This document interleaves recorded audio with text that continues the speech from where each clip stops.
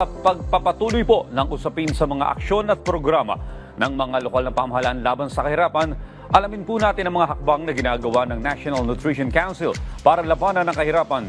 Dito pa rin sa National Anti-Poverty Commission, Aksyon Laban sa Kahirapan.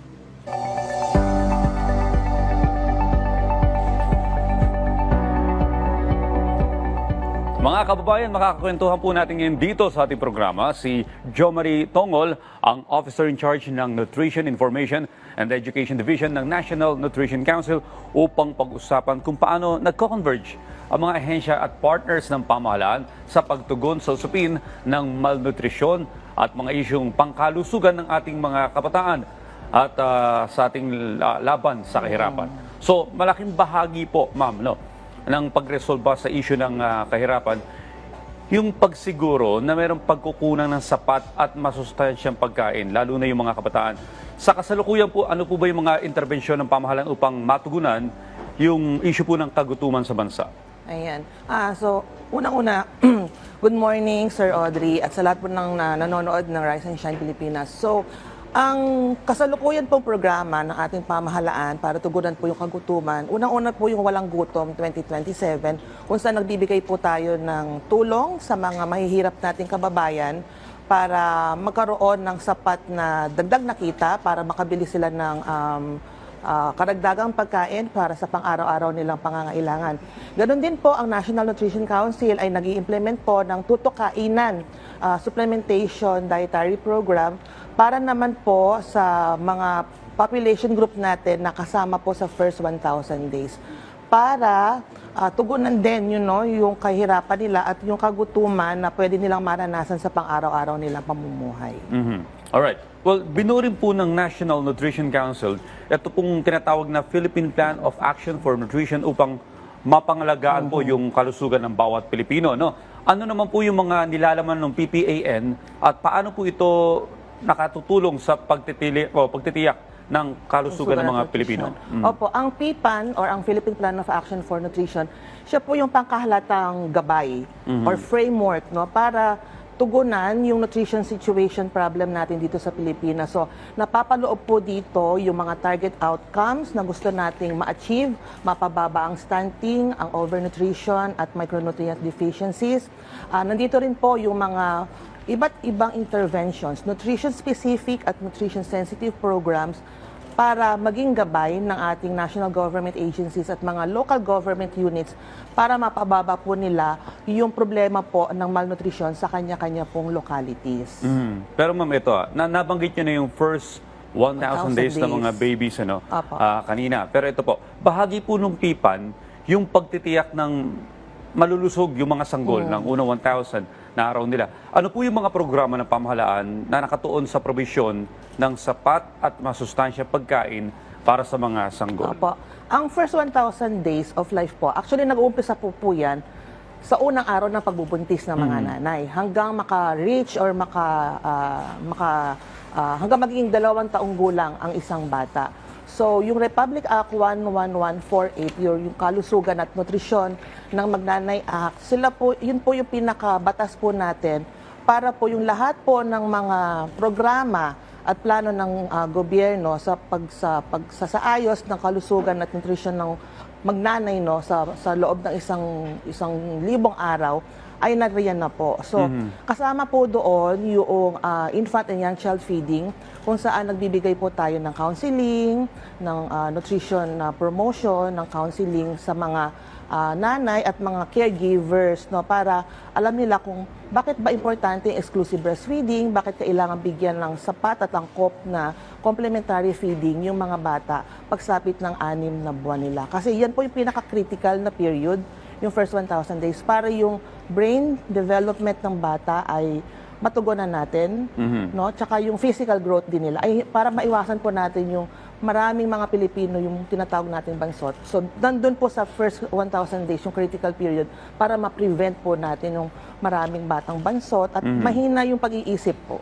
Yun po. Well, ma'am, napakalawak ng problema natin pagdating sa malnutrition at hindi kakayanin ng National Nutrition Council lamang at kailangan niyo po ng mga katulong na ahensya. Mahalaga po yung convergence sa pagbuo ng mga solusyon na maraming isyung panlipunan, Yes. kagaya nga po ng kahirapan, ano po yung mga ahensya ng gobyerno na katulong ng National Nutrition Council? Kasi ang NNC po, ang National Nutrition Council bilang konseho ay binubuo po ng 10 government agencies. So, ang nangunguna po dyan ang Department of Health. Bilang kami po ay attached agency ng DOH. Kasama rin po namin ang Department of Agriculture, Department of the Interior and Local Government, DBM, NEDA, DOLE, DSWD, Department of Education, DBM. Kailangan po natin ng budget kasi, di ba, sa pag-i-implement. At bukod po sa mga national government agencies, meron din po tayong tinatawag na ang Pilipinas po kasi ay miyembro po ng Scaling Up Nutrition Global Movement.